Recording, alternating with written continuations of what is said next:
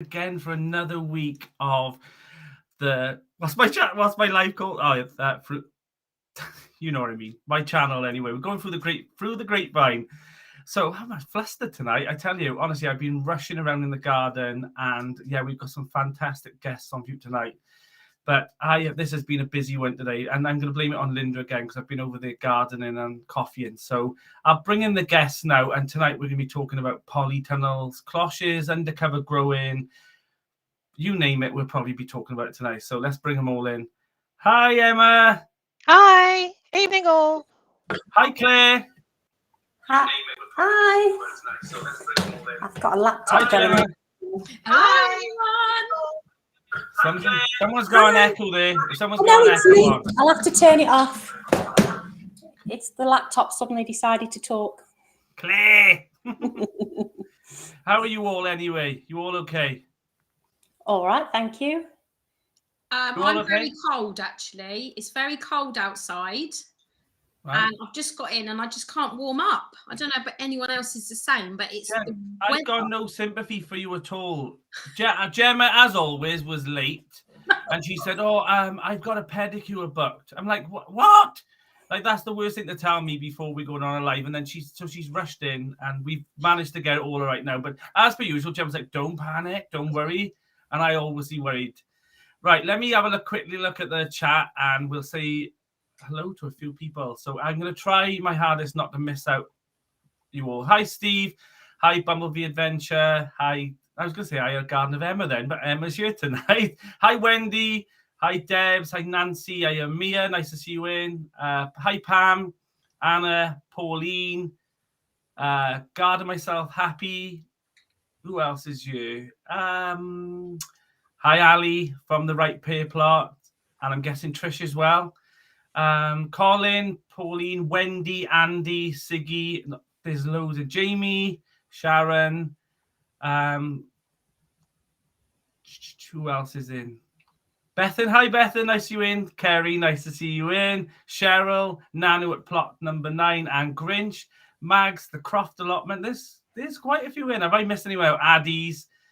Our allotment plots is on. Amundfund allotment here, newbie. Lottie Plotty. Right, I'm going to stop there. I Tony, so Tony's in as well. So moderators tonight are Tony, Jane, and Linda. So let's just get started. So how are you all? Are you all ready now for spring already? I'm guessing, Gemma, no, you're not. Are you? I am. I'm ready for it. I'm ready for spring. I want it to be spring now. I want to wake up and it be spring. Yeah. I'm at that stage now as well. I'm too excited now. Everything's starting to get to the stage where I'm ready. But I know someone here that is like more beyond ready is Claire. Claire, you cannot be any more ready for spring, could you? I'm at the starting line. I keep telling myself girl maths is being attributed to this. So by the end of this week, we're going to be in the middle of January, which means we're only 6 weeks from the end of February, which means hello spring. So I'm waiting. I'm ready for it. Yes. Can't wait. I'm just so eager to get going now. Really excited. Yes. Yeah. I've already started like the sewing now. I'm at that stage where everyone does, where they're like, should I sew now? You know, could I push it? Could I push it a little bit? And I think I keep thinking to myself, there's no need at all. Like I was over there today and the polytunnels had a good old tidy up and clear, and that's when it really hit me that I'm nearly there now. I've got still a few more beds to fill up and things like that, mulch and stuff, and but I'm nearly there now, and I want it to be like it was last year. Like I don't know if you can all remember, like my plot last year, the polytunnel was ready at the right time, and everything was just so. It was all growing really nice. The staging was done, and I absolutely loved it last year. I knew I was at a stage where I wasn't stressing about having things ready to be planted out. Everything was ready, but who knows? You just don't know, do you? Like that, I think we might have had the perfect climate for those things at that time, but you just don't know what's on the corner with the weather and all. Emma, what about you? Are you all ready? You've had a bit of a dilemma this week, haven't you, where you're flooding? I'm far from ready. I was ready. I was all on track, so I was mulching all the beds and put compost down, and it's all just been washed away. So yeah, I'm not ready at all. Look at Emma's plot now. Look at the allotment that she's on. Wow. I know. Emma. I couldn't even get to my allotment. That's the one that's 2 plots up. Look at it. And the water that's in the bottom corner there just kind of ran downhill and into mine, so I couldn't even get to it, which was a shame. But yeah, the good thing is it's dried out now, which means I can kind of start cracking on with stuff. I need to. And the worst thing is, well, it's this cold wind. I don't know if you lot have had the same, but God, it's been. I just seen Annie in the chat to say, have you all been wearing your thermals? Annie, honest to God, I had thermal socks for Christmas. I have about 3 people, and they have been a godsend. It's been absolutely Baltic over there. The cold winds, and it's just been it's been painful. I've actually been gardening in pain. It's been easterlies this last couple of days, hasn't it? Proper easterly winds, and you can feel the difference, definitely. Yeah. We've got -9 forecast, haven't we, for next week? I didn't know that.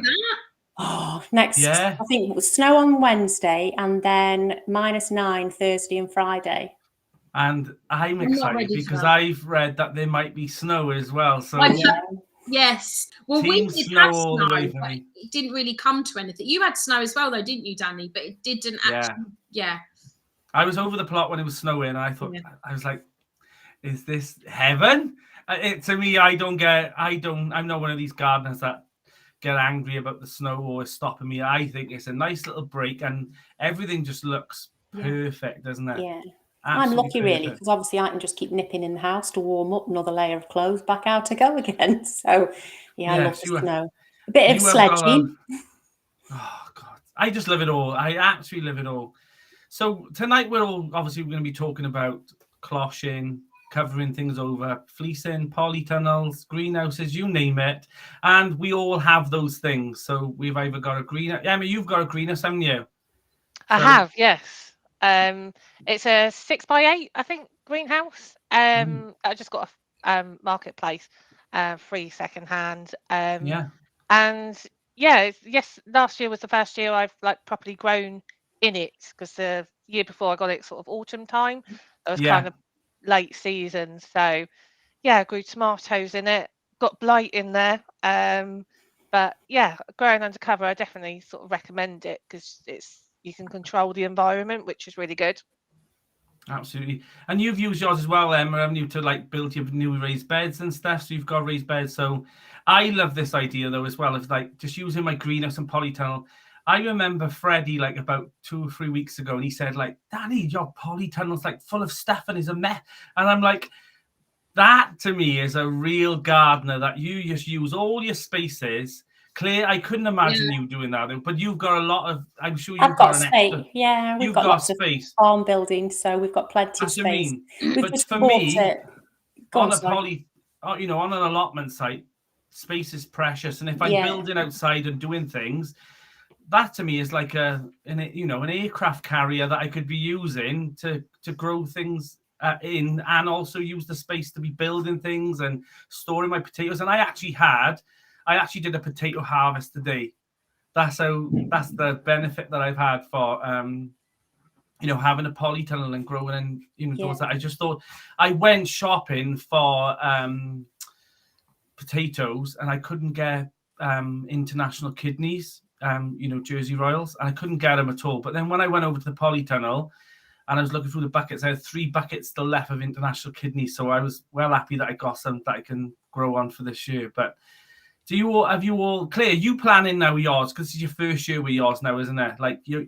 You've got that exciting task of growing for the first time undercover, and you're going to learn all those things that you think is so magical about it, but then you'll see later on and be like, oh my God, the cleaning of the algae and when you open that polytunnel door after summer and you walk in and you think, why is it raining in here? And there's about 2 liters of dew on the ceiling that'll hit you. Honestly, you haven't lived. I've already got that condensation. I've already been dealing with that one. But I am really excited. Today I've been discussing how I'm going to string up the tomatoes and cucumbers and things. So, So on your polytunnel, did you put have you got crossbars in? Did you have them put in with yours? Yeah. We have got a picture of your polytunnel. So you covered yours as well yourself, didn't you? We did the whole thing ourselves. God, I honestly...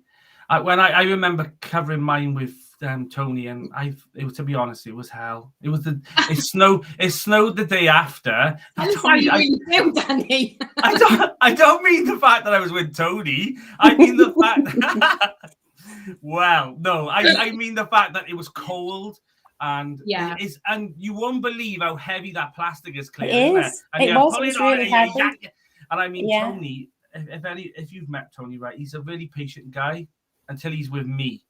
And then he's like, put it! Just put it! And I'm like, I am putting it! We didn't show that stuff on the camera, right? But there was a couple of times where it's a stressful job. And will I cover one ever again or build one? Absolutely not. I will get someone. I loved it. I absolutely. Well, I tell you what, Clare, you can come down. Well, not that much, but but we were quite lucky because our ground isn't stony, so we had the corkscrew anchors, and they were so quick and easy to just literally screw them into the ground, and obviously put your hoops on top afterwards. So it was simple, fiddly, but simple. I did enjoy it. I did. But we had the opposite to you. It was 50 degrees in the tunnel when we were putting the cover on. It was. Well, I look back on the videos and we were so flustered, and Duncan was going to have a lie down because it looks great now, though, doesn't it? Yeah, I can see that I can see you watch a few YouTubers and you've taken a few bits off each person who's got a polytunnel, and I like that. I think you've taken this crop row thing. You've taken this off Steve's Seaside Kitchen and Garden, haven't you? Yeah. I recognise those poles in the. But I think have them anyway on the farm. So when I saw him use them, I was like, we've got some of them. Yeah, we can do that. So yeah, it literally looks like you've had that forever now. Do you know what I mean? That looks. Well, I didn't think we'd grow anything in it this year. So obviously we put it last year. Now I'm getting confused. It's still early, but we obviously finished it sort of beginning of September last year, and I thought it was going to sit there until this year, thinking that we needed to get it up while it was hot. But I've been, astounded in what we've grown in there already. I just love it. It's the first place I go to, walk across the plot, and I've just got to go in there. And it's like 2 degrees outside, but it's 20 degrees in the polytunnel, and the light, it feels like a lovely spring day, and you forget what it's like out the doors. Shut the doors and close the world out, and I just think it is. Honestly, get one. Emma, have you ever thought about getting a polytunnel for your plot? I have, actually. I saw Gemma's video where she got her polytunnel, and I loved my greenhouse. I was like, I've got my greenhouse, and it was brilliant. And then I saw Gemma's polytunnel from First Tunnels, and I was like, I want one of them. What do you mean, Gem? What do you mean, Emma? Because I'm pretty sure a lot of us had polytunnels before Gemma had one. So but what was it about? Shiny. It was really shiny new, yeah. Mine was shiny. Everyone's is shiny when he first started. But I do agree. Gemma had that per app, and they did a banging job at that, didn't they, Gem? They did. They literally just turned up. They were here literally a couple of hours. Don't. It took us 6 days. It took us 6 days. Here's Gemma. Gemma, you've got the mini polytunnel as well, like me as well, haven't you? Yes. So that's both of them together there. Yeah, that's the end of my plot.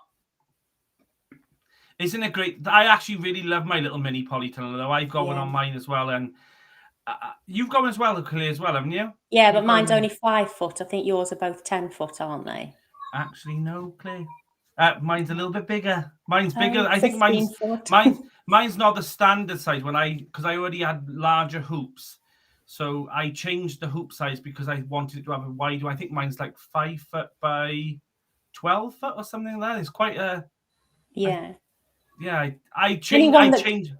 But anyone that can't have a big polytunnel that are not allowed to, they're absolutely brilliant. I grew lots of. Well, you grew tomatoes in yours, I think, Gemma, didn't you? And I had bush tomato, and I had peppers and chilies in it. You can actually grow a hell of a lot of stuff in them.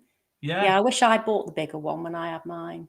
Yeah, Clare, I'm sure you will get one. I'm sure. I have no doubt at all you won't have one. My sister's got it now. I think mine was I put bush tomatoes in mine. Yeah, I think I did house and latar in mine, and then I also put all the peppers at the back, and I just left it. But the good thing about them as well is I actually think you don't need them closed in summer. Absolutely not. Like mine was fully open all the way from those mini polytunnels are perfect for Oh, that's the wrong picture. It's for starting off. Do you know what I mean? Like my plot, I had mine, and it was just perfect for storing things in there before the frost. And then I had lettuces and all in there, and then I had bucket potatoes in there. I had everything in there at one point, and then when it actually becomes summer, it was completely open. But I think I would suggest though, Claire, if you've got one, is putting a wire on it. I'll send you I have. Ours it's got a hasp and staple to lock it, but when it's open, there's also like a tensile wire on it. So if the wind gets underneath it, you can't blow it away. Did you learn that on my channel, Claire? Did you learn that on my channel? No. What? No. Sorry. But yeah. You probably had that on Steve C's like that, but on Gemma's channel. No, I just knew. I thought it would blow away. So we have these wires anyway. So I thought I'll know what we'll. So I've got one that goes to the fence, and I've got another one then that goes from into the polytunnel. So it can really. Yeah, mine's from the lid to the base. Gemma, there is a downside to those mini polytunnels, and that I think we should discuss a little bit. I think we need to get this out in the open. This is a subject that needs to be out there. What happened to yours, Gemma? Well, I was so Gemma's a murderer. I'm a murderer. I was devastated. So I messaged Danny. I was like, I can't believe it. I went down to the plot today, and there was just hundreds of like dead bees. Oh, they are all dead bees in the polytunnel. And they've just literally turned up. So I don't know where they came from. I just felt awful. Danny says it happens all the time. I think I don't think that many. I've never seen that many. I mean that's mass murder. I know. But I think it does happen because I've gone in there sometimes and I thought, oh, there's a bee bouncing around in there, so I've had to lift up even when the cover's right up. I've had to sometimes like scoop one out a little bit. That could be handy for my little net, Gemma. That could be, maybe that's the thing that I could use the net for. Maybe that's what I'll hang it in the mini polytunnel, Gemma. That'll be perfect now. But oh, she's off now. So if you haven't seen I've got a video where I ordered a net and I thought it was going to be a big pond net. Gemma, look at her, I get her going every single time. Sorry. And when I turned up, I'm not joking, it was for a borrower. It was tiny. But you guess Gemma going every time. You should put it in that cup behind you with those forks and things. Yeah, it's that size, honestly. Literally like this. I've had issues with that as well, but mine, I think yours, Gemma, I've looked at yours here, and you've tightened yours a little bit different to mine, I think. But the same sort of issue happens to mine. They go on the sides. Yeah. And what I'm going to do is I think I'm going to put polytunnel tape on the insides to cover all those creases up, because even on my polytunnel, I think everyone's polytunnel does this. You get like a butterfly in or something, and then they for some reason they try and get out, and they end up going in these crevices, and they're and I mean I don't want to be doom and gloom, but that's horrific to be cooking away in there. Do you know what I mean? So I am always mindful of checking and stuff. And the thing is, that has opened. I haven't even had it closed. It's only because it was really windy, and before we just like secured it down. So that's happened really recently. Do you think there might have been a nest or something in there, Jen? No, because I've only just seen it. I haven't actually opened it up. All the animal rights people now are unsubbing from your channel now, Gemma. I felt so bad, guys. But lesson from it now, we just need to make sure that we sort that out, because Claire, you'll notice that as well. Yeah, well, I haven't got bees, but I've got more flies in it. And I assume it's because on the big polytunnels, those creases are sort of that way and not vertical. Like. Yeah, so I assume it's because they're sitting. Tony O'Neill did mine, that's why. Oh, blame him. No, he did it right. He did it all right. But I think sometimes you'll get water in them as well, and that goes a bit greener. Polytunnels are a brilliant thing to have, and you think when you first take one on that you think, oh, that's taking up a lot of space that could be growing in, but you forget really that that's actually a space that you can grow all year round in anyway. And I remember Rue mentioning on Jane's channel the other day on her her 10 questions that she says she wished she could have her whole growing space as a polytunnel, because I actually love the fact that I can grow in winter and stuff like that, and I think that's more needed. People think that polytunnels are for summer and things, But I think I don't agree with that at all. I think the only thing you can really do in summer is chilies, peppers, and cucumbers and tomatoes and things. I mean, you get the odd thing like loofahs and things like that. But I mean, I think that you're in the polytunnel more in spring and winter time. I think summer it's too warm. You wait, Claire, honestly, you'll be shocked. That polytunnel is like a furnace. It was last year, but I mean, I like it. I don't suffer with the heat. I'm always cold, so I quite like it. I do. Honest to God, you'll see me sometimes. I'm filming and I'm just in a pair of pants and a vest. I'm telling you now, honestly. I mean, obviously, remember those words. I'm sure I'll be moaning about it in summer, but I think the bigger the polytunnel, obviously the airflow is going to be better, and there's ways of having vents on the doors and things like that. You've got a genius idea, haven't you, Claire? We can show everyone now. I think it's a good idea. You've put like a barrier across the front doors, haven't you, of yours? And the back door. Look, there we go. It's just a retractable stair gate. We've got feral cats on the farm, and in front of me on that picture, there's a huge, I mean, I call it a pond, but it's, you'd all probably call it a small lake. And sometimes the ducks will land and the geese will land into the plot. And I don't really want them to walk into the polytunnel. I don't mind them having a peck in the beds, but I don't really want them going in around the plastic inside. So it's trying to keep them out, really. So it's clever, though. It is a clever thing to do. The only thing, my only worry is if the wind comes, will that, it's like mesh. It's PVC and it's got holes in it, so air can go through it. It's not as solid as it actually looks on the photograph. Yeah. But I'm hopeful hopefully it'll be fine. We'll see. I think we'll you'll find be fine. out. But it's all looking good, Claire. You're all ready now. You are ready, and you're above everyone else right now of having yours done. So ready, we had to get AI to show us what it would look like, didn't we? Honest to God, Claire's plot, right? So this is Claire's plot, right? And this is how scary now technology is. Claire's plot is actually done. I mean, I think Claire's an AI channel. That's what I'm starting to believe. My husband did it, not me. Because look what she can do with AI. She can put vegetables in there. I mean, that's not real, Gemma. That's not real mind. What is this one? What? So this is a fake picture? Yeah. Yeah. This is the original, and this is with AI. Look at that. AI doesn't believe in cloches or beans or anything like that. It only believes in short plants. But yeah, my husband did it because I said I couldn't wait for spring. So that was his little gift to me, was to sit playing on AI.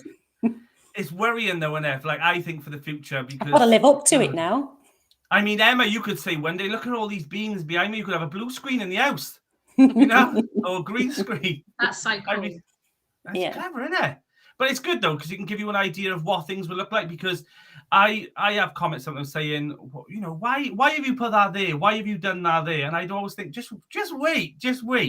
And like, my plot was a jungle, wasn't it? The Fig and Olive plot this year, but everything was planned where they were supposed to be. The only thing that was, a bit of it went out a bit was the pumpkins. Apart from the pumpkins, everything else, the teepees, every structure was designed for a reason so that it wouldn't take away from the mountains. And then archways were designed to mimic the polytunnel arch. Everything was planned with me, but people sometimes can't see that with your channel because it's your vision inside your head, isn't it? So yeah, I loved that plot last year. It was. I think there was a bit of luck in it as well, though.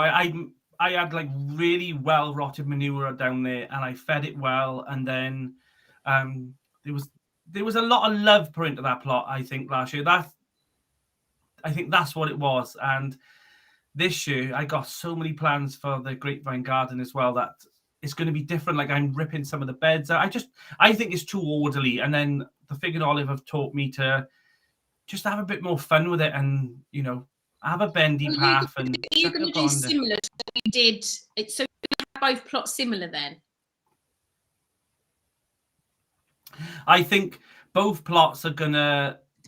The design of both plots will meld into one. Yeah. So the Fig and Olive plot, I have put metal raised beds on it because I want a bit of a kitchen garden at the front, and that's mainly because of the plans for where I cook in the shed and things like that. That I want to have certain things there that I could just pick up and put into the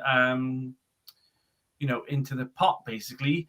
But there is a massive area there that's going to be just open ground this year, which I've never done. I've always ever since I've grown an allotment, I've always been raised bed after raised bed after raised bed. And then I think it was actually, there was a few people that inspired me from this, and some of them was like Cheryl and Linda, but it was actually the Right Pay plot. I remember seeing they had a bed, and sorry, Gemma, I didn't mean I was boring you. I'm just seeing if my Wi-Fi can be checked. It's all right. All right. Okay. I see what you mean. Yeah. So I was the Right Pay plot. It was Ali and Trish's plot, and they had this beautiful bed, and it was just it was like Charles Dowden's. It was just bark all the way round and just a mulch bed. And I thought, do you know what? I am I overcomplicating things?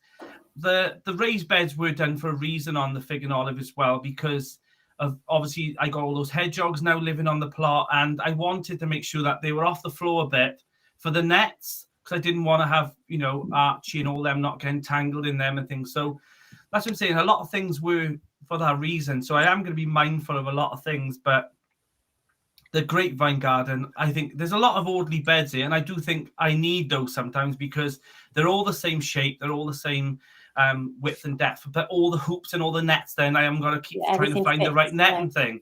Yeah. So yeah, that's fine, Jem. So Gemma's just going to leave a sec just so she can try and sort out her internet connection. Here she is. Oh, that's Jane Kelly. Oh God, what's going on? Sorry, Jane. Gemma's come back in again.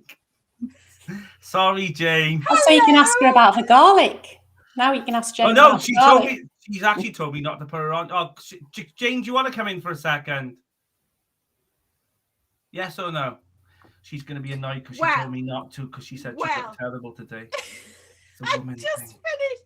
I've had a right day of it. Yes, but I've just seen Stella's comment there. Thank you very much, Stella. And what I will say, Stella has said, I wonder what Jane will do if we all send her queries about her garlic. And I've said to Stella, as I said to anyone else who mentions it, shh, I'm in hiding. So yeah. But there is news. There is an update, but I'm not going to share it here.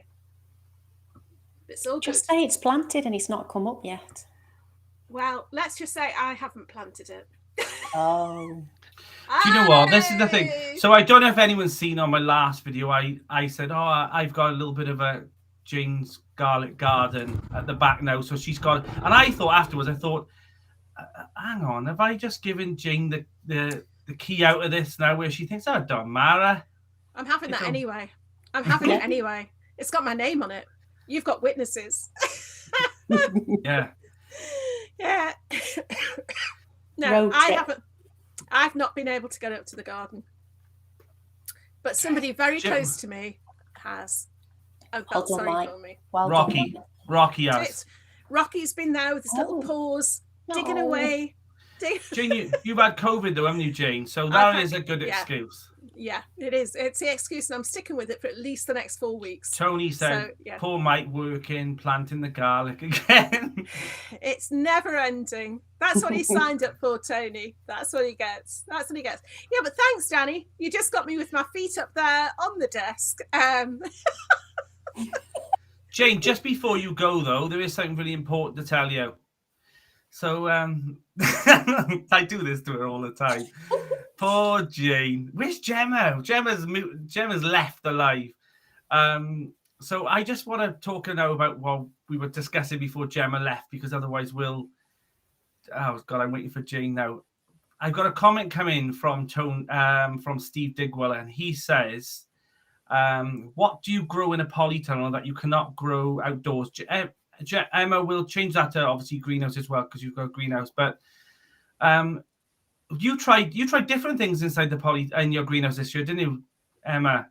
I have, yes. For me, I wouldn't be able to grow aubergines outside because I've tried growing an aubergine outside, and where I am a south-facing plot, it just seems to just not like it at all. Whereas when it's in the greenhouse, I think because of the heat and it's hotter, that it just kind of grows a lot better. So I've tried aubergines outside. I saw it on another YouTube channel that they did them outside and they failed every year. So for me, I'm going to do it under the greenhouse this year because I think it just needs that heat. Emma, let me tell you now, they're a miracle. They're a miracle crop if you get them. I'd look at Charles Dowden and I'd think, God, he got them all strung up that polytunnel, and there's about 20 on a vine.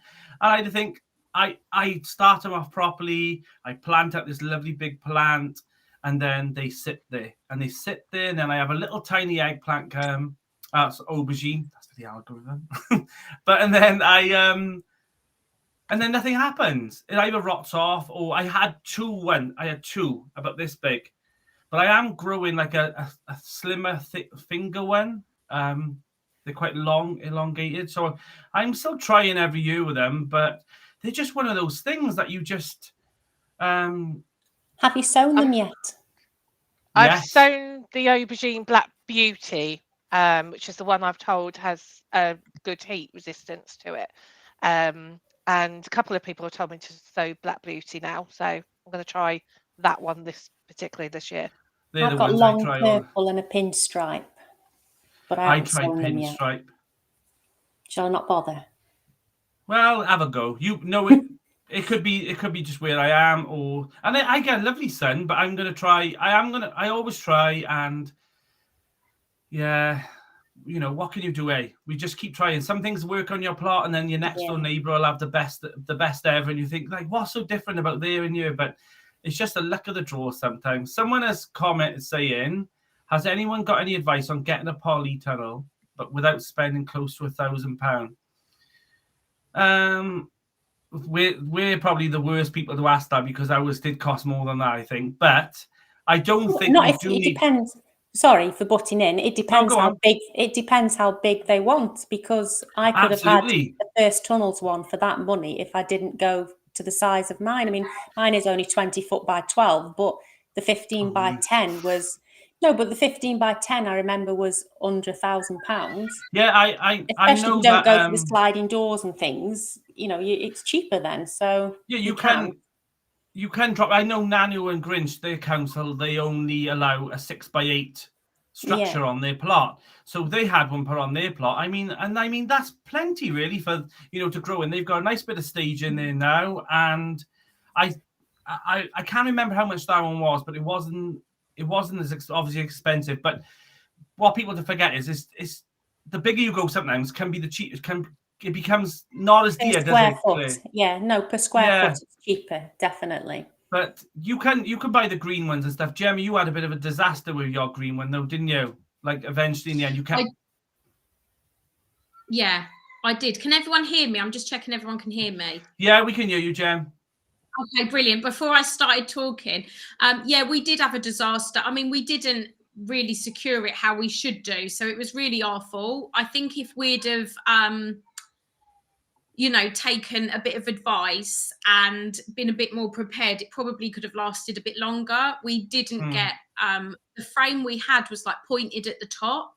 So yeah, you had it was more like a house, wasn't it? That when it was sort of like, it looked lovely, but it wasn't very practical. I think like if we'd have got a round one, loads of things we could have done that could have. I mean, there's someone on there's a few people on my site actually that have had those polytunnels for years, and it's the same polytunnel, and it's up and standing and fine. So I've seen that it can be done if you treat them well. It's I think start, isn't it? It's when you first start, and also if there's a bit of shelter that does help a lot as well. But I think sometimes those green ones, they have got a bad rep about blowing away and things like that, and they stress me out too much. They really do, because I see so many of them on the plots disappearing.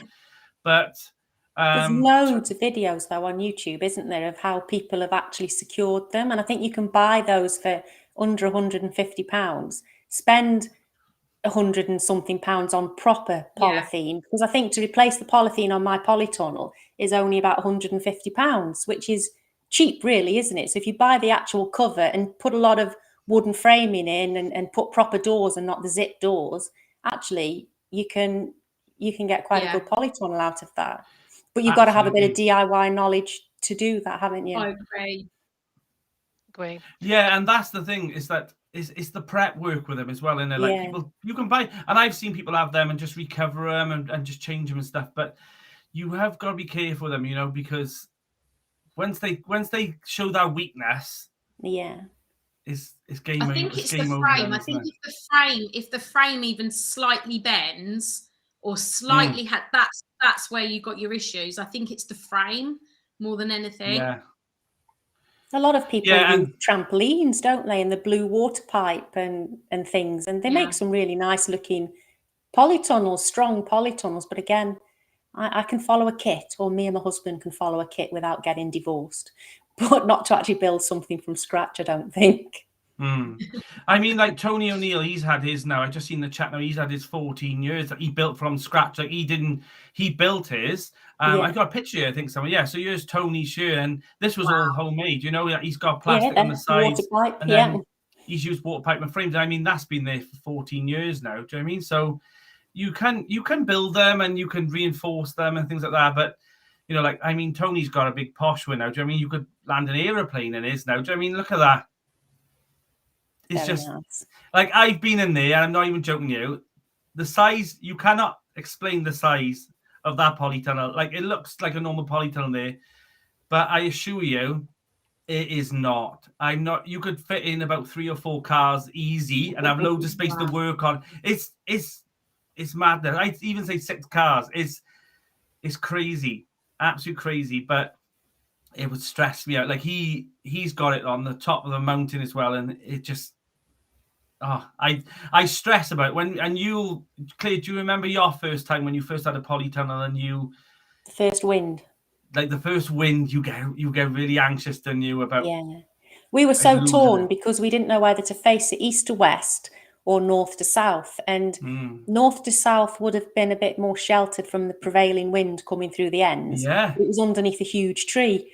And I mean a very huge poplar tree on the farm. So we put it east to west in the end, but the wind does whip straight through the doors.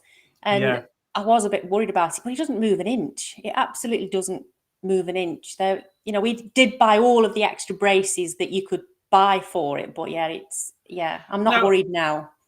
Now, bear in mind, this isn't just a polytunnel issue. This is a greenhouse issue as well. Like Emma, you can lose panes of glass and things, and I've done videos on it before with my greenhouse and stuff, and I used to stress about the fact of coming over there and losing my greenhouse at the time. And I if anyone's seen my grapevine greenhouse, it's strapped to the nines. Honestly, look at me, I'm smug as hell there because honestly, it was braced up with wood.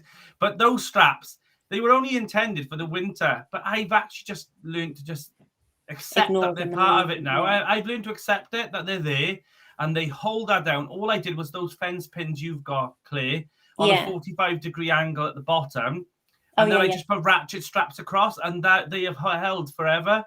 Our old greenhouse has been in since 1987. They put the frame up the night before the big storm, and they carried it all into a shed because of the forecast. And put it all back on the next day. But it stood, and they've never. I think they've had a couple of cracks in the glass, but they've never actually lost any glass with that. I think this is more because this is like the polycarbonate one. So I mean, look, I got even more straps on there. Do you know what I mean? I just literally belt and braces. But it stays, and I don't stress about it now. I don't worry about it, blow it away. But Emma, have you ever worried about yours? Like, is yours braced down?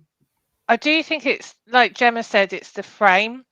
So my first greenhouse that I had on my first plot that I had, the half plot, I built that myself, and I don't think it was level. When I put it together, I literally walked it down the road, literally carrying it down the road with another person because I didn't want to disassemble it because it was the first one. And when I put all the glass in, it wasn't level. And I knew it wasn't level, but I didn't think it mattered. But then when I put the glass in, there was all gaps. Yeah. So every time I had a storm, there was a couple of videos I did with, I think, Storm Eunice, and then another one with a previous storm. I always got an issue where my glass blew out, and it was always in the same place. Whereas the greenhouse that I've got now, I actually got someone who has put greenhouses together like day in, day out, and he's bolted it down with the fence posts, and he's actually drilled the frame to the fence post because I'm on a windy site. Oh, wow. And where I am, I'm all exposed. And I did actually think my panes would blow because of where I am, and they haven't at all. So I do think it is to do with how you've assembled it, and if you have any kind of gap, any kind of space in either a greenhouse it's game over. Honestly, it's game over. But yet, Charles Dowding, going back to polytunnels, he does the opposite to me. I keep my doors closed, and I custom made screens for the windows so that in the winter it's fully screened. So the screens aren't in there, but in winter I've got like screens that I can put at the back. You can see them on there, and they fit in and they just lock down.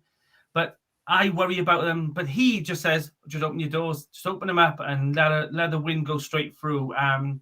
But you can, it's just, there's always a gamble. You just don't know, do you? Like the veg plot man just said now that the glass now for those is £12.50 for a two piece. And, if you've got spare glass on your plot, hold on to that for dear life, I tell you now. But yeah, it's just, I think we'll all have disasters, and we'll all have times where we think, I wish that went a bit better. I mean, when I first took on my plot, God, the polytunnel, honestly, I couldn't believe it. It was like the polytunnel of horrors. Look at this polytunnel. Honest to God, there was tears in the side.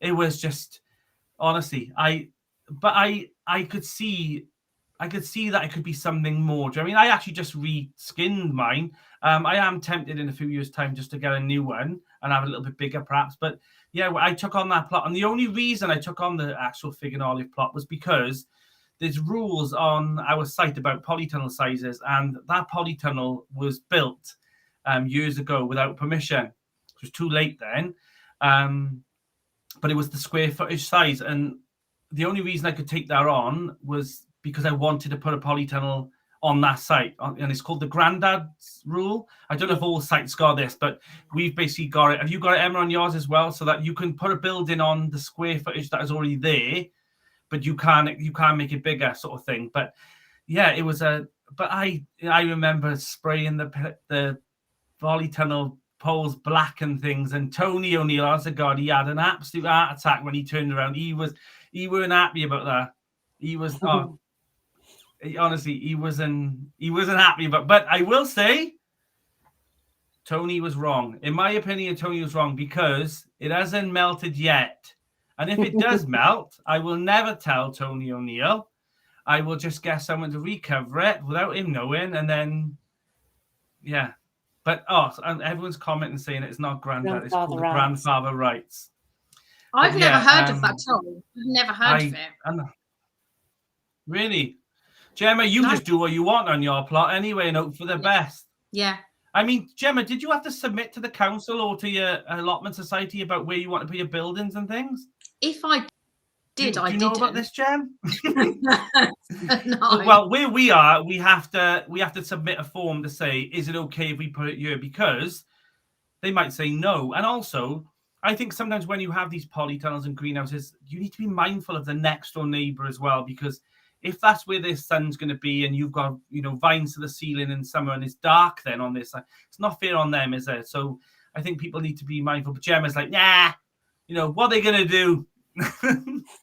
No, it's just like I do know what you mean though. My dad's site, they're not allowed any structures at all. So he's not allowed anything. Steve Digwell's site is exactly the same as that. I mean, like he can't have a shed, he can't have a yeah, then nothing, literally nothing. You're not allowed any structures. But Digwell, if you see Digwell's greenhouse where he's hardening off, his greenhouse is always full in spring. I got a picture. He hasn't given me permission to use this, but I have just got it anyway. But yeah, Digwell starts growing things there and all. And I mean, he uses this space really well. He got a little dinky greenhouse, and you heard it here first. Steve Digwell's got a dinky greenhouse. Annie's got a beautiful one. Have you seen Annie's? Look at this. It is. No, that's like a dream. Lovely. That is a dream greenhouse, isn't it? That's a fairy tale greenhouse, isn't it? I mean, it is. It is. Gemma, you'd kick that out in the winter, wouldn't you? Just to have your dinner out there with Vince and stuff. I can see you doing that. But it's a beautiful one, isn't it? I'll be living in that. Lovely it is, honestly.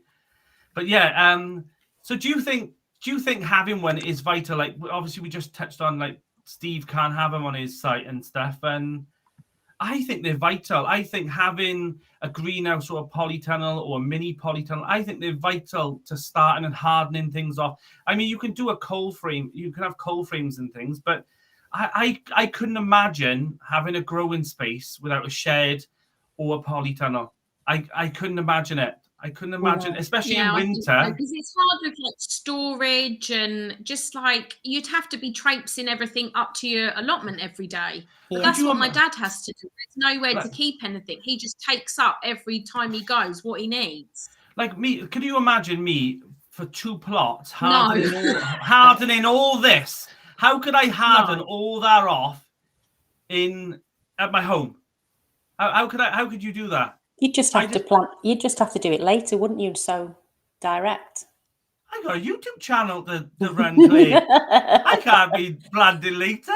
YouTubers are renowned for planting 2 months before everyone else. Yeah, I'll have to do AI it all in. YouTube gardeners are always got to plant before everyone else, so they're ready to edit. I mean, Gemma, we were talking before, nobody harvests their Christmas veg on Christmas Eve on YouTube. You can't do that unless you're editing Christmas Eve. You know, it's got to be a couple of days before, and it's just one of those things, I suppose. But I go above and beyond with my polytunnel, really. Like, I live in there all year round, and I just think you can't explain it until you add one. I remember being the same with my greenhouse. I had a greenhouse and I had all solar lights put in there as well. And the same in the polytunnel. Like, Clare, you don't need to do this, Clare, because you only live just around the corner. But but I mean, it's handy when you want to do a quick harvest before, in the evening, ready for the next day. You got a head torch. But Clare, if you did want to do that, it's an option if you want to do it. Gemma, what about you? OTT. It's 10 steps from the back door. Yeah, I'm a bit more like I just go with the flow. I don't really prepare for things. So Gemma, you turned up 2 minutes before the live. But I just think I've got so much, like I just don't want to add to things I've got to do. So I just think I just wouldn't go there at night anyway. So that's not something I'd need. But if I did go there at night, I would 100% be thinking that, but I don't. So it's not something I'm not encouraging people to go to their polytunnel at night, because I think I did a video where I'm saying if I had a different lifestyle where maybe I didn't have 2 children and blah blah blah, like it might be something that I do. I might think, it's like even now I'd think, I'll go and pop down there, but I can't do that. So that sort of just stops me from doing it anyway. So it's a bit like I can see why you would want. True, yeah, but I can see why it would be handy, because I would be if I could. I'd be down there a lot more, and I probably would be down there in the evenings. But it's just because I can't at the moment. I think my reason is because I love that idea of just thinking, the plot is just for the weekends. Could you imagine just having your plot just for? It doesn't work that way, does it? There's times where I think I need to go over there. I've left my wallets over there, and I think, God, I'm traipsing in the dark. And there's times where we will all do this, especially in summer, is okay, because you can be there till about 10, 11 o'clock at night. And we've all done it, Emma. We've all done it where we'll just be carrying on gardening. And look at the clock and think, oh my God, like everyone else is probably at home. And I'm still gardening, and there's always plenty to do in summer and harvesting and just enjoying that space, because you've worked so hard through autumn, winter and spring.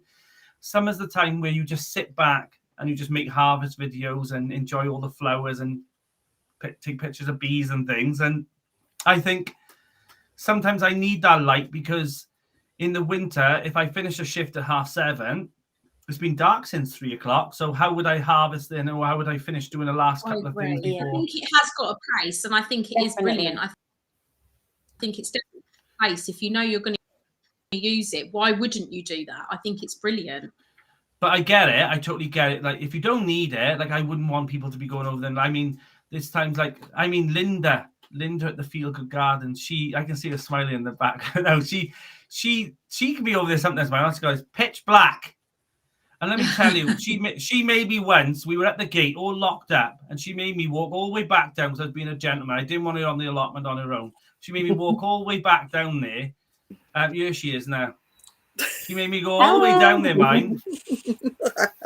She made me walk all the way back down to the allotment.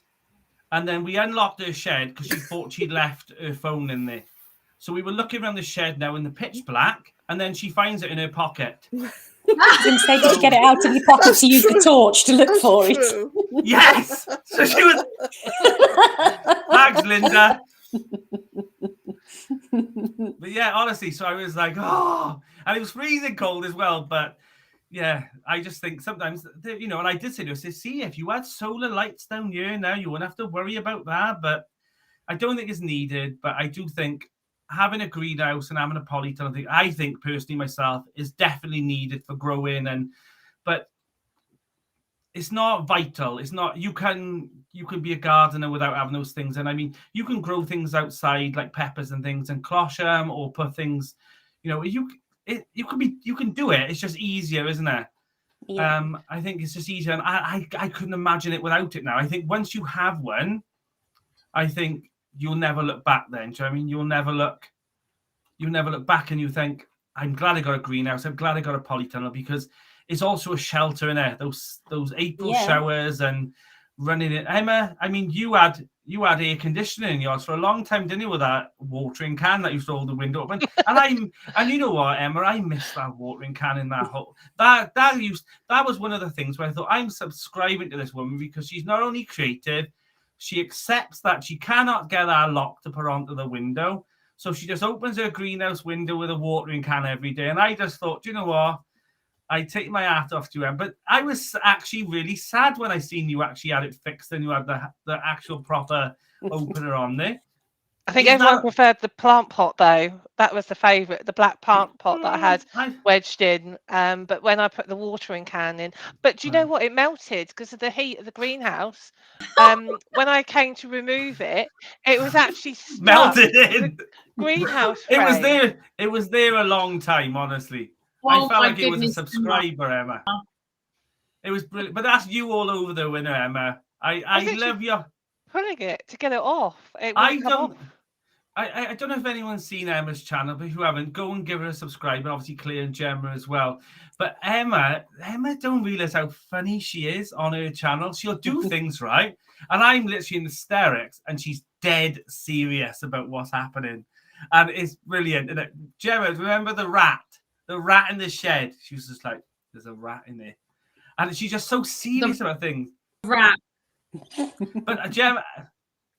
Finding a dead rat, though. Well, imagine finding 2 million bees in your mini polytunnel, Gemma. The thing was, when I found it, I couldn't touch it either. So my shed is literally, the outside looks beautiful. But the inside is just... It's just a mess.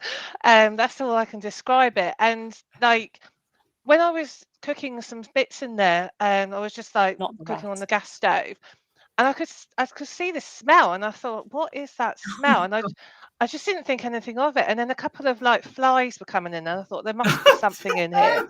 There's got to be something. And then I needed to get to the wheelbarrow to put some compost down because the wheelbarrows I got on our site, they've got holes in the tires.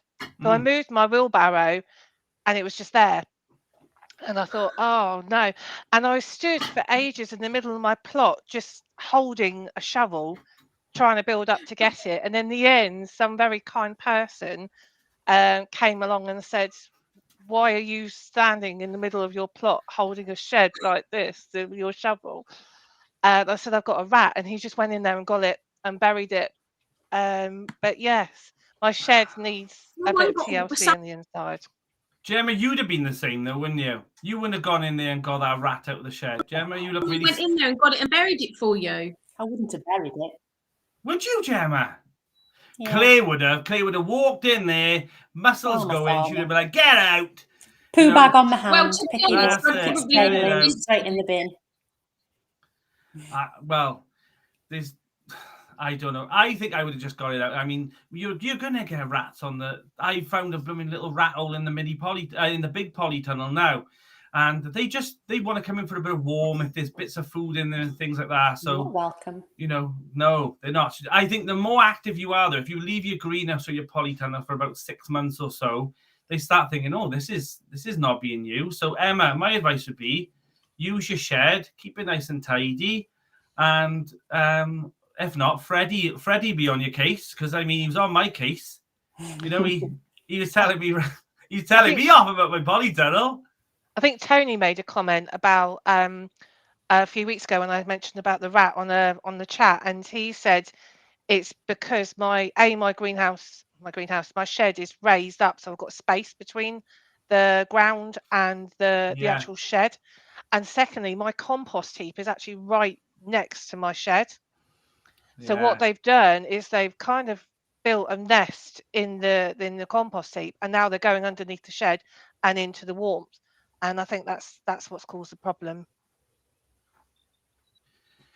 Yeah, that's the thing about those compost heaps. That's why, and I think there's something in it where like Tony puts his compost heaps right at the front. There's a lot of traffic there on the path as well, and I think that's the way forward as well. People to think, oh, we'll chuck it at the back, but so someone's asked, and they're getting getting antsy with you in the chat here, Danny. Not the public chat, the private. What's the question? If you could only have one, what would you have? A polytunnel or a greenhouse? Right, Sharon, hang on. I got it on the screen. I'm trying to let what I do, Sharon. I'll explain now with the lives. I let it flow. Look, I make sure it gets into the conversation. I don't just answer the question. I know, but it's 3 minutes to 8. We got another half hour. Oh, we're all right. This is not an hour slot. I had to try and fit him into the the conversation. Look, I'm not one of these lives who just read the questions out when they come up. You can wait until the end, otherwise you might go off. You know what I mean? Sharon, on to you now. If you could have one, which one would you pick? So polytunnel. I'd say polytunnel. What about you lot? I'd say greenhouse. Really? Yeah. I like both. Do you know Obviously, what? I've got both, but there's more space. What is she going to say? I think it's nice having a polytunnel at the plot, but I think I've got a greenhouse in my garden, and there's nothing like just going out into the garden into your greenhouse. So I think they've both got a place. I don't know. I think a greenhouse, the polytunnels get colder quicker, don't they? So I think I don't know. I like a greenhouse as well, because I think it's a bit more uniform sometimes. But I think I agree with Claire. I think the size of the polytunnel it's more than just a polytunnel. Like, you can't explain it. Is literally like this growing cathedral, and I think with a greenhouse, you just can't, there's a lot more you can do with them, I personally think. And I mean, like mine, I got all the irrigation up high so they can all flow down really well, and it holds my tools over the winter, my hose pipes all in there. And even like the bean canes and things. Look at the sheer height of a polytunnel. I had 2 pots of runner beans growing in there all through early spring, so I could you can do that in a greenhouse. I do agree with you. The size matters when it comes to like polytunnels and things, and I think there's nothing like it. But I also think if you look at Annie's greenhouse, that is like a dream. So it depends on the greenhouse as well, because if you've got that, I would rather have Annie's greenhouse every day. I wouldn't have a polytunnel. Oh yeah, if it was in your garden, you would rather look at a nice greenhouse than a polytunnel. It depends where you've got it, definitely. It depends where you are and what you want and stuff like that. But practicality, I think, polytunnel. I think a standard greenhouse we're talking about, but I mean, if you've got like a greenhouse like Charles Dowding with the nice fancy metal work and things like I mean, that's a lovely greenhouse as well. That's a dream, isn't it? Oh my God. But the thing is, though, sometimes I just seen Ali say size matters. I actually think having a big greenhouse sometimes. Charlie agrees. All right. Charlie agrees.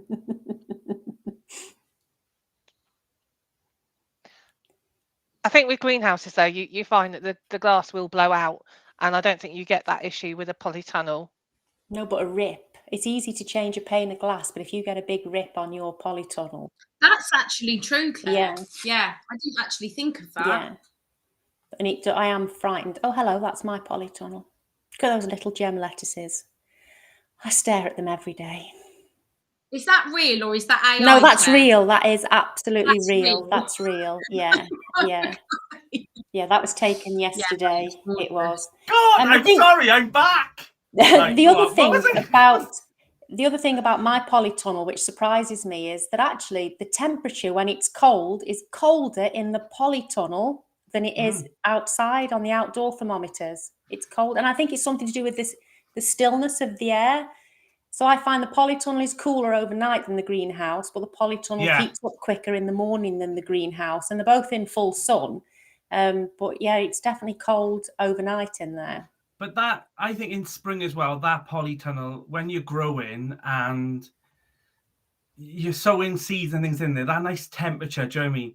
You don't feel like, with a greenhouse, you don't feel like, I feel like when I'm sowing in a polytunnel, I just feel like it's just a nice big room and the temperature's lovely. You can go over there in the winter. It'd be snowing outside, but it's still a good, comfortable temperature, isn't it? But yeah, you have to take your coat off in the polytunnel because it's warm, and it surprised me so far. Emma, I think you've said greenhouse, but I think one day we're going to look on your channel and you're going to like, da-da!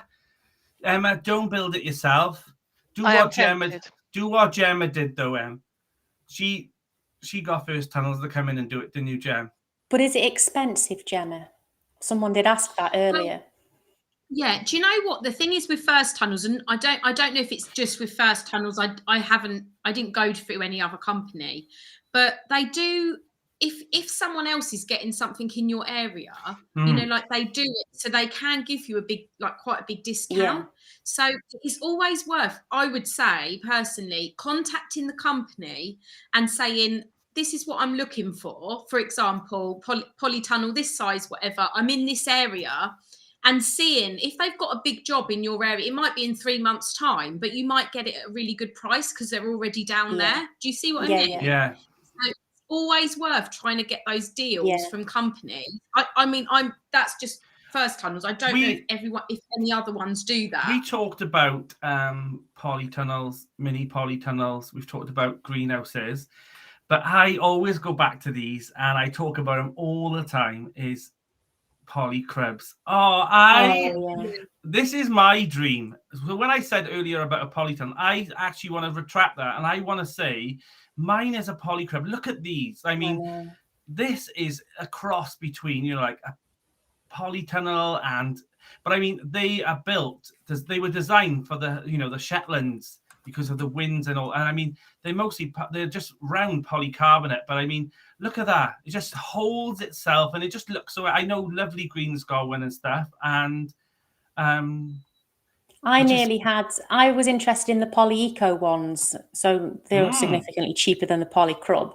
And the reason I didn't was they only did them 10 foot wide. And I knew that I wanted a minimum of 12 foot wide.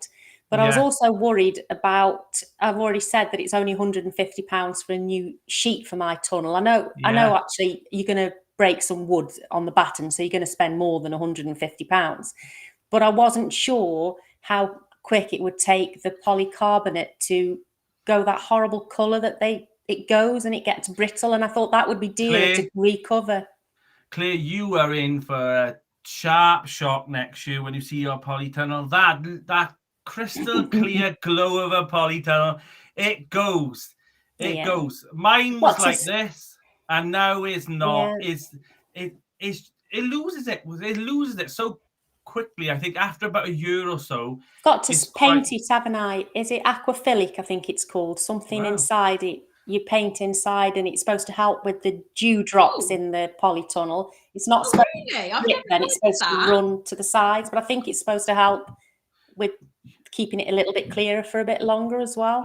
You are a good researcher, though, in you. Oh yeah, you are. Yeah. There's another. I've got really good researcher as well. It's called Danny. Yeah.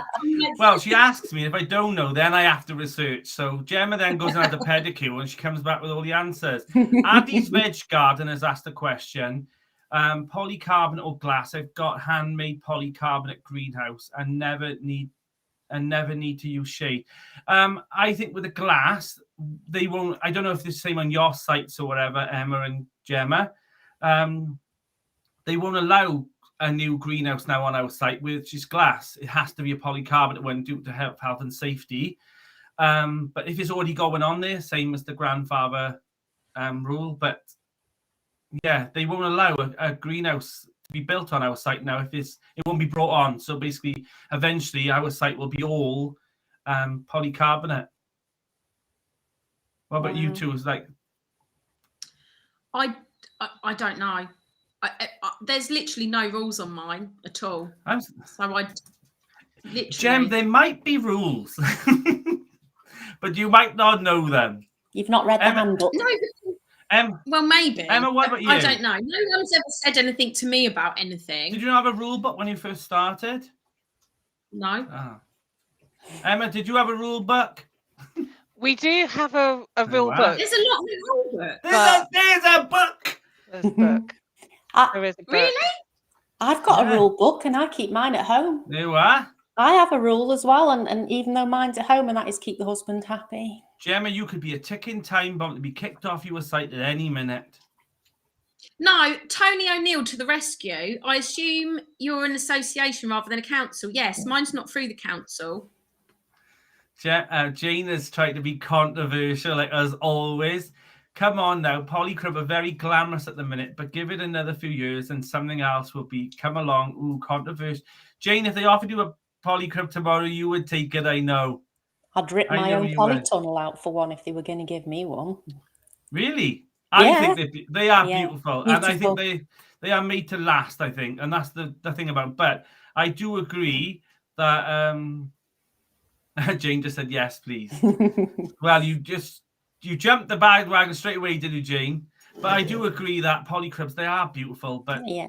And I do agree. I think something will come along and it'll replace that. But that's my ideal growing space of polycrub. It's just one of those things that you know it's nothing's gonna hit into it. And I mean, I looked at my polytunnel door today, and there's already a little hole in it on the door panel where something has nicked it or something's blown into it. But that's okay because I can just replace a door panel easy. Yeah. It's everything else in between, you know.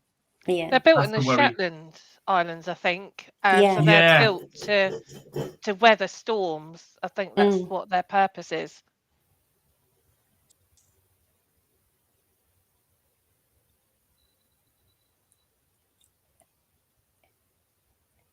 Is it only me that can't hear? Or has Danny gone quiet? I can't hear you. I put myself on mute, didn't I? So I was coughing just now. So I've just bought myself a nice new little cloche. On the list. Well, it is beautiful in real life. I mean, it cannot do justice to the photograph.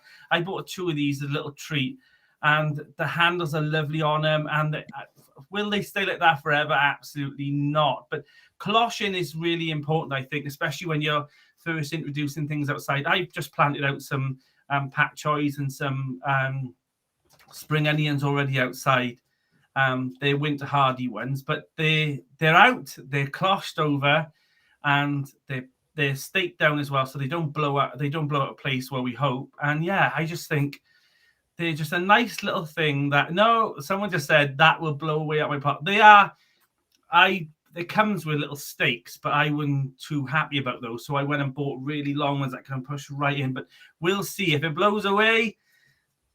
It blows away, and I'll just do a video like that. To Staffordshire, and I'll have it. Thank you very much. You can make your own cloches as well. So before I had a greenhouse or anything, I was growing at home, and we're in a north-facing kind of garden, so I needed a little bit of heat to get things like tomatoes to just take outside. And I just used the bamboo cane with like a normal Coke bottle, and I just stabbed the bamboo cane through the top of the bottle to hold the bottle down and use that as a cloche instead over all the plants. So you can kind of repurpose. You don't have to spend money or anything to do it. I agree, though. I think I think that's something that we should be talking about, because I think we've talked about all these things that and people think, oh, why would you spend all that money stuff? And they are investments. You know, Claire's invested in her growing space, Gemma has, Emma has, and so have I. And I mean, it's more than a hobby to me. So I will never ever justify why I've spent that on there, because it's more than a hobby, it's a passion as well. So I'll always spend on things, but I do think that you can also make amends. Oh, Gemma's cat! I haven't seen your cat for a while, Gem. I know. It's a little boy. He's having his mad. Bless him. But I haven't. There's also, you know, you can make amends as well. You don't have to buy all brand new. You know, no, you don't with anything.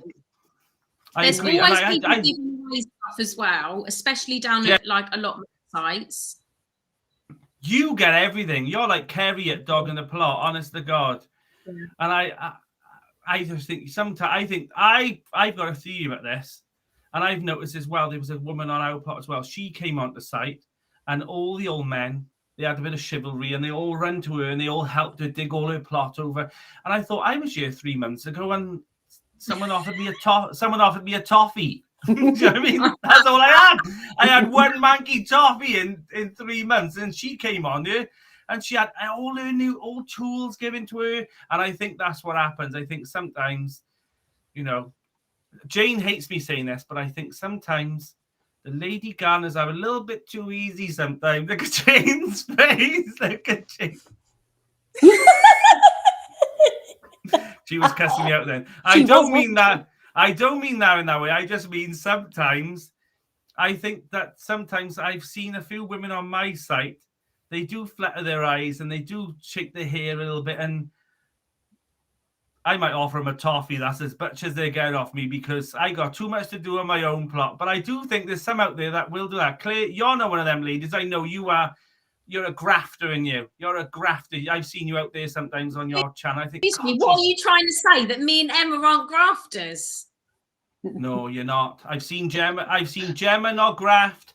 I've seen Vince. We've all watched Silent Vince do all the hard work. Silent Vince. That's what we call him, because he never talks. He's Silent Vince. Gemma comes on. She's like Claire Sweeney or someone like that on one of those DIY things. She turns up with her nice clothes on and she says, oh, we've done this, blah, blah. We've done this, she says. And then you see Vince in the back going, oh, my back. And she said, oh, we've just dug out the half bottom of the plot. Or we've just built a shed. I'm like, no, we haven't at all. Because he's Silent Vince. I asked for this. And the only reason I'm saying this about Emma is because in her latest video, she said, I haven't been down to the flooding. I agree. Then she said, oh, you know, and I'm just in the greenhouse because it's raining outside. And I thought, honest to God, I'm digging myself a hole here now. And Annie is a grafter as well. I've just seen it. I'm going to change the subject because 52% of my channel is women viewers. So I don't know why I'm going down this road. Annie. You keep digging, but you broke your fork. Well, I know. But I have got a new handle for it. I didn't go out and buy myself a brand new fork. I thought, you know what? Make amends do, and I bought myself a new handle. Triggers fork, triggers broom. Triggers fork. But yeah, but I'm not knocking women gardeners. I'm just saying Gemma has it a little bit easier than others because she's got Silent Vince. I get help. Duncan does help me, but only if it involves farm machinery. So you'll see him bring things over the fence on the telehandler and then stand in the background watching me empty a 1,200 litre soil dumpy bag of soil while he sits on the telehandler thinking, how long is it going to take her? Do you want the next one? But Claire, the difference is you just say, Duncan's been over, he's done this, this and this. Gemma walks on in clean clothes and goes, we've just dug a hole and put a tree in, or we've just leveled all the bottom of the plot. What we've done today is, and I think, no, we haven't at all, Gemma. But Gemma, you know what? We do work as a team. Vince and I do work as a team. Yeah, he edits your videos as well, Gem. No, I do agree that they've got a nice little thing going. I think that's the same with Linda at the fair. you know, the Feel Good Garden. Linda's a bit of a grafter as well, man. I've seen her over there, but she also got some fancy wellies as well, mate. But Doug's in the background. He wants to be a silent partner in the venture. But I think if it works, it works. And I mean, I'm no digger, and I am digging a massive hole here, and please don't unsubscribe to No, I think sometimes it works. If it works, I haven't got nobody to help me to do it. You know what I mean? I wish I could come on and say, oh, could somebody else come in there, dig that hole and all? I haven't got that. I do get offers. Cheryl offers to do stuff on my plot sometimes. Bless her. I think, you know, let's change the subject because I'm coming out like we're just watching this roll. We're like, yeah, keep going. I'm ruining my channel. I'm ruining my channel. I do have Andy to help me, but he doesn't like gardening. He's not a gardener. He doesn't do that. He doesn't plant, dig, nothing. He likes building. And if I use a power tool or any kind of tool, I end up with a first aid kit. Something goes wrong. So he does that. Let me tell you now, if I just see you saying stuff like I'm building this today and all, I go and grab a cup of coffee, I think, oh, she's off to A&E in this episode. Emma, I love your channel. You take it with a pinch of salt, you have a laugh, but you are a bit of a Frank Spencer on there. Worse than me, I think. I mean, I will show him as well when I do these silly things, and I'm a nightmare for it as well. But I have had a few accidents. I nearly blew myself up in the shed as well. So yeah. Why am I laughing? Sorry. You nearly blew yourself. It wasn't an explosive rat, was it, Emma? No, it was almost. So when I was painting the fence on my plot, I was doing some kind of, and to use the paint I was using, I used like 3 or 4 colours, and I only had one paintbrush. So I had methylated spirit or is it white spirit? Yeah. To wash your things with. So on the one side of the shed, I had my white spirit. On the other side, I had my gas cooker. So I had my little, went and had a break, had my little paintbrush in its pot just here, and my gas cooker literally directly opposite. And I was in the middle of both of them. And I decided to make a cup of tea. So I put my gas cooker on, and then I thought, I can smell burning. Something's burning in here. So I turned my gas cooker off, had a look around my shed, thought nothing's going on, turned it back on again, and I smelt the same thing. I was like, there's definitely something burning. So I took the gas cooker off, and then I looked, and I was like, oh, because, well, you said it yourself when I texted you, Danny, I must have been about seconds from blowing myself up. Yeah, I said, turn it off right now, Emma. Honestly, she nearly killed herself, honestly. I was literally in the middle of both of it. Gas cooker was here, pot of methylated spirits was here, and I was literally in the middle. So I think I've had about 15 accidents on my plot. Yeah. I think you should show more of them, Emma. Not have them at all. Or not have them at all. I mean, Linda had a camping stove, and she forgot to turn the camping stove thing over. So, Linda, not if that was you. That was you, wasn't it? No, who was it then? Oh, maybe it was Cheryl. It was Cheryl who did. She you know, the camping cooker you're supposed to turn over. Yeah. She didn't. She turned it the other way, and she wondered why there was a lot of. Well, it was burning basically. But yeah, I don't know. I think if it works for you, it works for you. If you've got a partner that can help you, or you've got a friend to help you, absolutely. Me and poor Tony O'Neill feel sorry for us. We got to do it all ourselves. That's what it is. It's just a bit of envy. It's a bit of envy, I think. I wish I had a Vince that come and go, we've just done all this. It's up his morning. He's into this, loving it. He's absolutely. I agree with him. But yeah, Cheryl just said it was her. Yeah, I remember now. It was Cheryl. But yeah, I just think just enjoy it as well, don't I? I think someone made a comment last week as well about, I think it was Muddy Boots that said, if you're not enjoying it, then stop doing it, basically. Yeah. And that's the bottom line of growing, I think. Some people just think they go too intense with it, and it can crash them. Do you know what I mean? If you try and do too many things, and like some people take on 4 or 5 plots, and you think, yeah, why? Like if you slowly, you know. Gem, have you thought about having another plot or extending yours or extending your growing area? You're happy with the size? It's just enough for me as it is. I've got a garden. I've got the plot. It's enough at the moment. You got it looking all right though, Gem. That's looking really good now. That's a decent size, and your fruit cage is up now as well. My fruit cage is up. Yeah. Just see it there on the right, but it's looking all right. I would be happy with that space. I think if I had to give it, if I had to give it one or the other, I'd be toyed back and forth which one to get rid of. But I don't know. Who knows, eh? Who knows what we could, you know? I don't think I could have any more. I was offered another one next to mine. There was nobody on the list, and could I, you know, would I consider going back on it? But I thought, no, that's more than enough now. People are saying, so a few people said, you haven't got nobody out, but you've got Locke. I actually don't know where Locke is tonight. So I feel like, you know, I should mention, Locke, are you alive? Are you all right? Oh, thanks so much, Tony. I don't know where Locke is tonight. He must be asleep or something because he's never really. Jane has just said he's at my house. So thank you so much, Tony. That's really kind of you. I've actually that little bit of the super chat and the membership and buy me a coffee and things like that. That's the things that I've been spending on, like the cloches now and putting all those things and stuff and all in. Yeah, it's really strange just to have that little bit extra in there, and I just keep using it on the plot every now and again, and it mounts up a bit more. So I am really grateful. So thanks so much, everyone who I does. Use the Bank of Duncan. You what?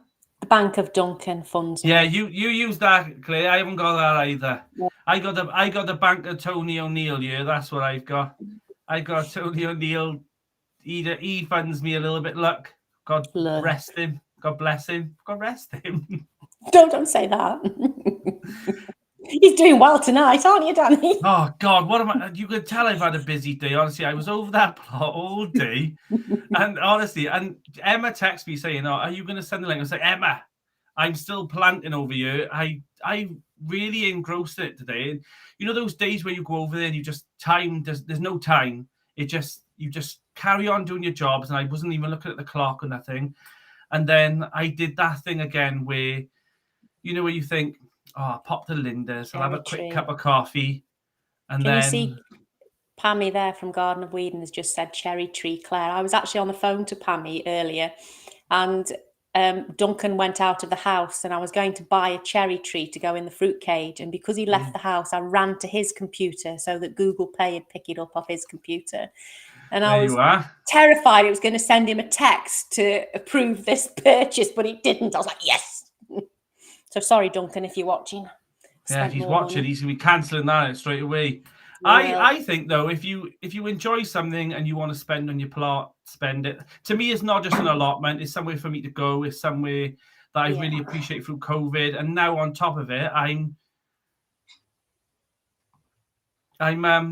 just go there all the time. So I just think it's one of those places. It's just like a garden to me. I was distracted then because Jane has said that there's been a question that I haven't answered. But Danny, answer that question. Oh, it's Linda. So sorry, I'm reading the other moderators' questions and stuff. But yeah, I think if it's a garden and you enjoy it that way, then just embrace that space, you know. And I never ever try to justify. I've had people say, why do you spend so much money on raised beds and things like that? Because that's what I want to do. You know, I don't spend it on anything else. So I like my space that I'm on. So I'll make amends do if I can. But if I can't, then I will invest. I always use the invest. I always use the invest word. I would say it's an investment. So anything I want to justify, I say, oh, that's an investment for the channel, that is. Or that's an investment for growing. You know, and those cloches, they're an investment. They're an investment. My next purchase is going to be a cold frame, going back to that, because I want a cold frame outside. I want a nice little cold frame and stuff. Claire, have you got a cold frame? Gemma, Emma, any of you? Well, we're going to make one, I think, because I'm actually thinking of moving my compost bins. Although they're sat in a beautiful place, I'm thinking of moving them because they are a bit close to the polytunnel. But yeah, we're going to make one, I think. that's my first thing I'm going to do. I'm going to go and check my shed down the grapevine plot. And I think there is some either nice thick glass there or there is some polycarbonate. If there isn't, then I'll go up and get one. But I would like to make a nice custom one and stuff. Oh, thank you so much, Joe. That's really kind of you. Purple cat. Well, I don't know what that means about the purple cat, but I really appreciate it. Thank you so much. We've got some old window casements from when we had an extension built. So we're thinking of using the UPVC sections of the casements to make the cold frame out of. So James just asked a question saying, why a cold frame if we have a poly? I think it's just more that next step out, because with a polytunnel, it keeps that heat for a long period of time in the day, especially in the evening when it's, when the sun's going down. But I think with a cold frame is a short, sharp shock. Get outside in the cold frame, and then it shivers all night, but then it toughens up, So I did have a cold frame, but I didn't get on with it. One, it kept blowing away, and secondly, I found that it just bowed, so the doors didn't shut properly and you couldn't lock it. So I did have one, but I just got rid of it. And in fact, I put it in we've got like an area where you can give away stuff to other plot holders, and I just put it there. And I bet you, Emma, they took it and they staked it down. They did stake it down. But I'm gonna try. So with the raised beds that I've just put in, one of the reasons I've chosen those raised beds is because I have at work the old COVID screens that you had, the plastic. So my plan is to have the raised beds and then use those over the top. And that's going to be my cold frame. I feel like I might have one of those as well. Or if I haven't, I feel like my boss might let me have one of those because they're obsolete now. They're not using them. Well, maybe I should if we might get another pandemic. They might need them then. So that's a really good idea, Emma. Tony O'Neill, he's got like on the side of his new building, he's got like a full wall of sliding polycarbonate. That's all a cold frame now. He'll probably show that on a future video and stuff. But he's got that. And I know, like, I've just seen Amir just saying now that he likes the fact that Monty Don's got his cold frames built on the side of his greenhouse. I would love one of those half brick, greenhouses, wooden frame, and then having the cold frames on as well. I just think with a polytunnel, you can't do that. Where do you attach a cold frame outside? Do you know what I mean? This is. On the beds down the side. Yeah, I just feel like, I'd have to pull that out there and clean the plastic and stuff. So it's on my mind. I might get one of those ones that look like, it's like two of them. It looks like a little house. So yeah, Mel said, don't say that. We don't want another panic. Absolutely. We do not want another pandemic at all. I'm just saying things are rising. I hope not. No, absolutely not. But I will say there was a plus side to it all. There was that I feel like it brought a lot of gardeners into allotments and things like that. And people took over allotments and things for that reason. So people decide, I think it drew people back to doing things that they took for granted, like going to supermarkets and buying food and things like that. But yeah, I think we've answered all the questions tonight. I've dug a huge hole.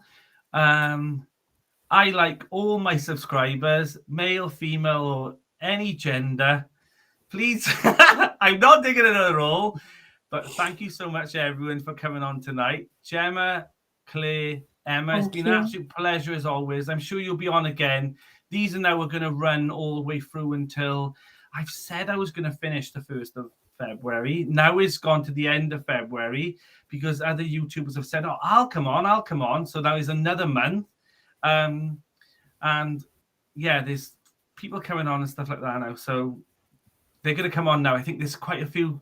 I think the tomato one's coming up. We've got a tomato special coming up soon. That's going to be really good. I think, Gemma, you're on that one, and the tomato special. Yes, I think you're on the tomato special. I think, there's so much planning. I think there's another video. There's another live with Tony, Gardner Scott, Muddy Boots again, and Jane. I think there's so many things planned, and loads of more YouTubers. So, yeah, stay tuned every Thursday, 7 p.m. And I'll see you all again next week. So thank you so much for everyone watching. Thanks for all my guests tonight. And thank you to the moderators. I'll put all the channels in the description after we finish as well. And also, I did see a comment as well saying, where did I get the cloches from? I did just see the comment. I will link that as well in there. I'm not linked to them at all, but I will pop that in if you want to go buy one as well. So, yeah, thank you so much, everyone, for watching. I'll see you all again next week.